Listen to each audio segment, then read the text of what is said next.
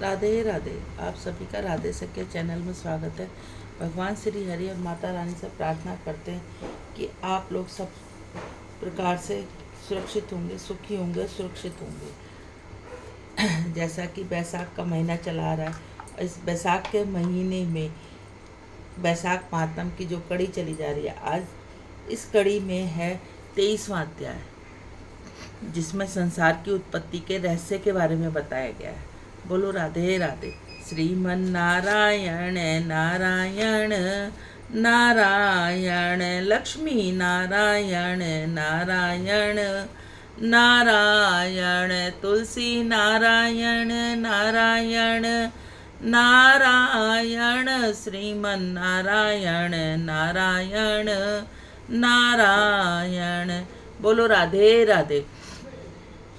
व्याग का हृदय सरल चित होता जा रहा था। वह मन में सोच रहा था कि संसार को रचने वाला कौन है, बैसाख धर्म का असली रूप क्या है, आदि बातें उसके मस्तिष्क में घूम रही थी। अतः उसने मुनि के उपरोक्त बातों का रहस्य जानने की इच्छा व्यक्त की। मुनि बोले, हे व्याग, तू सरल चित होता जा रहा है, तेरा प्रश्न अत्यंत बुद्धिमत्तापूर्ण है, अतः तू ध्यान देकर सुन। महात्मा पंडित इस संसार का रचयिता ब्रह्मा जी को मानते हैं। ब्रह्मा जी का एक रूप विष्णु भगवान भी है। ब्रह्मादिक सर्व देवता विष्णु जी के अधीन है, अतः संसार का रचयिता ब्रह्मा जी तथा विष्णु है, तथा तमाम देवी देवता इन्हीं के अधीन है। व्याग ने दूसरा प्रश्न किया कि प्राणी को सर्वश्रेष्ठ क्यों माना गया। मुनि बोले, व्याग, तुम्हारा प्रश्न अत्यंत बुद्धिमत्तापूर्ण है। संसार का उत्पन्न करने वाले ओम ने सृष्टि ब्राह्मण की रचयिता करने वाले नारायण भगवान की उत्पत्ति की तथा कमल योनि में ब्रह्मादिक देवताओं की रचना की। इसके पश्चात ब्रह्म का सर्वश्रेष्ठ पद पर प्रतिष्ठित किया तथा राजा के समान अपूर्व आदर किया। इसके पश्चात उसने सभी देवी देवताओं को संबोधित करते हुए कहा कि स्वयं निर्णय करें, यदि ब्रह्मा जी राजा हैं तो राजकुमार कौन है। यह निर्णय आप सब देवता मिलकर करें, जिससे आप उचित समझें हम राजकुमार के पद पर सुशोभित कर देंगे। देवता मिलकर निर्णय नहीं कर सके, अतः उन्होंने नारायण भगवान से कहा, हमें यह निर्णय करने में असमर्थ है। नारायण भगवान ने मुस्कान सहित कहा तो उन्होंने एक जीवित शरीर को खड़ा कर दिया। उस मनुष्य का नाम जैन था। उसका शरीर अति विशाल था। नारायण भगवान ने कहा कि यह सिद्ध करना है कि इस विशाल शरीर में सबसे आवश्यक चीज़ क्या है। नारायण भगवान की प्रेरणा से उस शरीर से पैर गायब हो गए।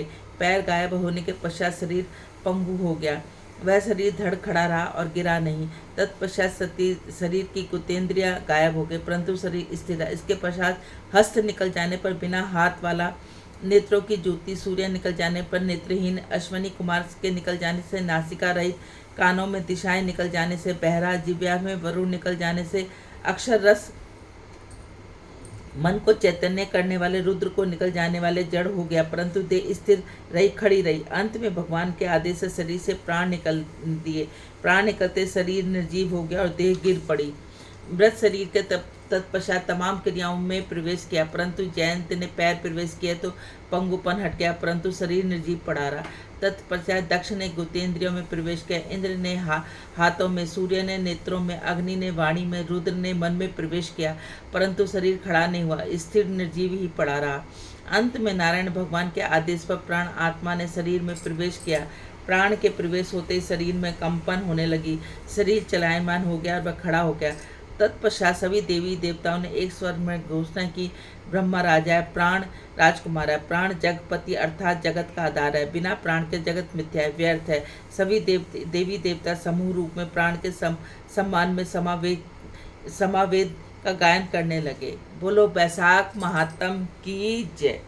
श्रीमन नारायण नारायण नारायण, तुलसी नारायण नारायण नारायण, लक्ष्मी नारायण नारायण नारायण, श्रीमन नारायण नारायण नारायण।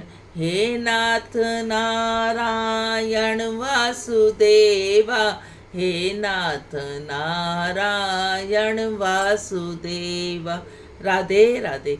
यदि आप सब लोगों को चैनल अच्छा लगता है तो इसको ज़्यादा से ज़्यादा लाइक करें, ज़्यादा से ज़्यादा शेयर करें, नए हैं तो सब्सक्राइब करें, बेल आइकन को जरूर दबाएं। बोलो राधे राधे।